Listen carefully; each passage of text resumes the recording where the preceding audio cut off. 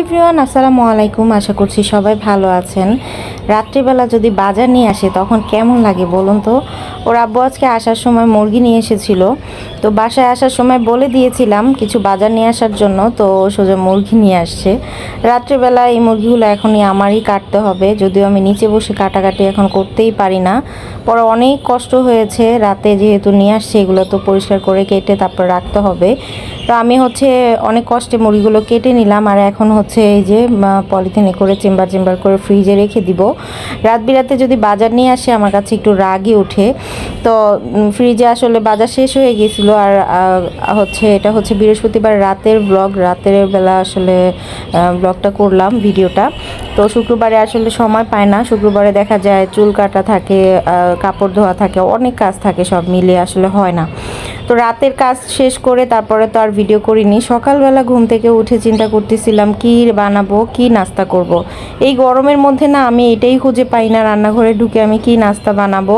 তবে খেতে তো হবে, তো ডালে চালে খিচুড়ি বসিয়ে দিলাম। আজকের খিচুড়িটা একটু অন্যভাবেই করতেছি। খিচুড়িটা আমি প্রেশার কুকারেই দিব, কিন্তু প্রেশারে একটু কষিয়ে দিব।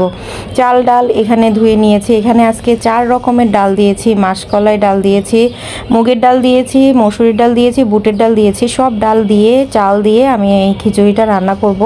আর এরকমভাবে সব ডাল দিয়ে খিচুড়ি রান্না করলে খিচুড়িটা কিন্তু বেশ মজা হয়। তো প্রেশার কুকারে যখন দেই তখন কিন্তু এত বেশি না কষালেও হয়। তারপর আজকে কষিয়ে কষিয়ে চালটাকে একদম ভালো করে ভেজে নিয়েছি। তারপরে এই যে পানি দিয়েছি পরিমাণ মতো। পানিটা যখন একদম গায়ে গায়ে চলে এসেছে, ফুটে এসেছে, তখন কিন্তু প্রেশার কুকারের মুখটা আটকে দিলেই খিচুড়িটা হয়ে যায়। মানে বেশি একটা সময় লাগে না, 5-6টা সিজ দিলেই হয়ে যায়। আর খুব অল্প সময়ে নাস্তাও রেডি হয়ে যায়, আর বসে পেট ভরে একটা খাবার খাওয়াও হয়ে যায়। এদিক দিয়ে প্রেশার কুকারের সিজটা বন্ধ করে দিয়ে তারপরে আমি আরেকটা ডিম ভেজে নিচ্ছিলাম। খিচুড়ি হলে আমার কাছে মনে হয় আর কিছুই লাগে না, শুধু খিচুড়ি আমি খেতে পারি। তবে একটা ডিম ভেজে নিলাম, ডিম মানে সবাই মিলেই খাবো, 2-3টা ডিম ভেজে নিলাম সবার জন্য। আর খিচুড়িটা হয়ে গেছে, প্লেটে বেড়ে নিলাম। সকালবেলা আসলে ভারী খাবার খেলেও আবার কাজ করা যায় না, তবে শুক্রবারের দিন সকালবেলা একটু খিচুড়ি খেলে ভালোই লাগে, ঈদ লাগে, তাই না? তো সাথে আমি একটু লেবু নিয়ে নিলাম। খিচুড়িটা এত বেশি মজা হয়েছিল, সবগুলো ডাল দিয়েছি যখন, তখনই মনে হয়েছে যে এই খিচুড়িটা আজকে খেতে মজা হবে। তো আমরা এখন সবাই মিলে খিচুড়িটা বসে খেয়ে নিব।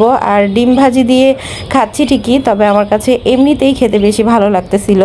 তো আপনাদের সাথে একটু খিচুড়ির রেসিপিটা শেয়ার করলাম আজকে। আশা করছি আপনাদের কাছে ভালো লেগেছে। তো আপনাদের কাছে ভিডিও কেমন লেগেছে কমেন্ট করে জানাবেন। আজ এখানে বিদায় নিচ্ছি, আল্লাহ হাফেজ।